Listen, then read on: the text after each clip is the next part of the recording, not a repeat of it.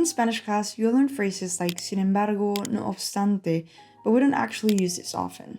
Today we're going to talk about conjunctive adverbs. Now, don't let the fancy names scare you off. These are just the little words that help us link our ideas together smoothly.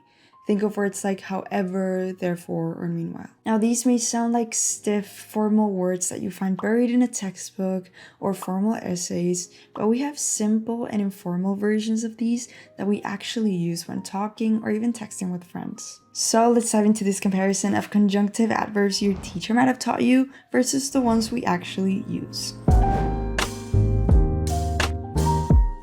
So what are these conjunctive adverbs really about? Well, they're like the glue in our language. They help us show how ideas fit together, whether one thing leads to another, if they're total opposites, or even stuff happening at the same time. Basically, they make our chatter smoother and help us sound like we've got our thoughts all sorted out. Now let's get into how these work in Spanish and see if they're any different from our everyday English chit-chat. We have different types. The first one is addition. Alright, so these conjunctive adverbs, they're super useful when you want to toss in some extra info, kind of beefing up what you've already said, or just adding more to the conversation. For example, furthermore, moreover, additionally. The translation of these would be something like además, asimismo, adicionalmente. But we don't typically use this in speech, so you might as well start practicing the ones we actually use when casually talking. Encima.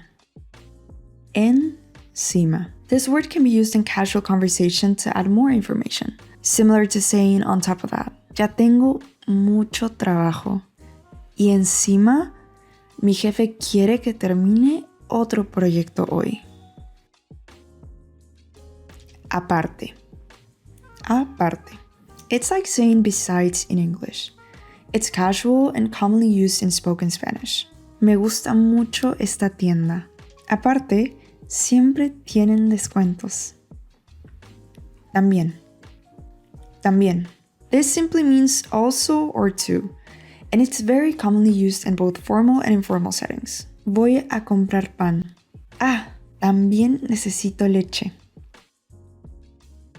Contrast.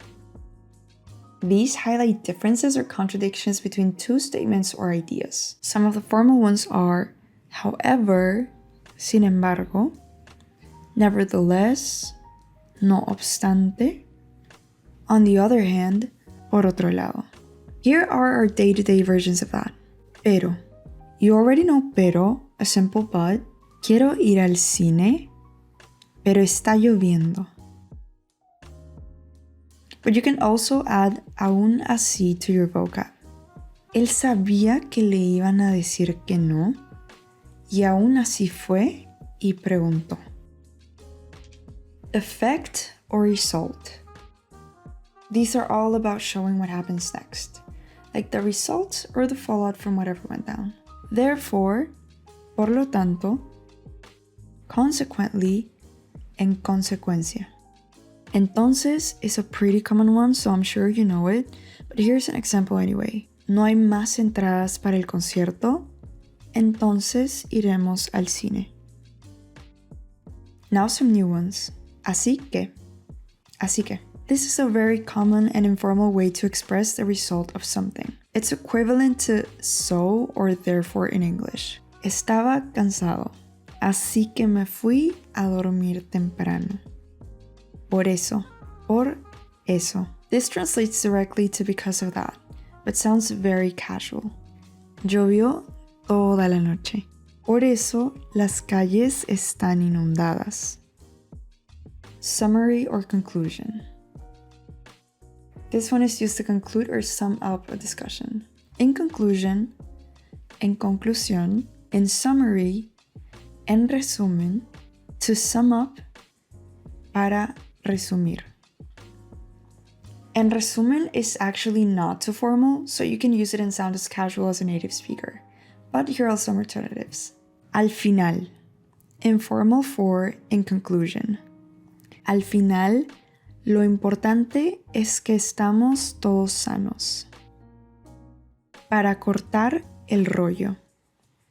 Or para no hacerla larga. Very informal and colloquial way of saying to cut to the chase or to sum up. Para cortar el rollo, necesitamos decidir hoy. Isn't it fascinating how the language we learn from books can differ from the one we speak every day? Let us know in the comments below if there are any other examples you've noticed, or if you want more insights into real-life Spanish usage, check out Jiveworld. Our stories will help you understand Spanish as it's really spoken. We also have many tools to make your learning experience a lot easier. The link is in the description for you to discover more.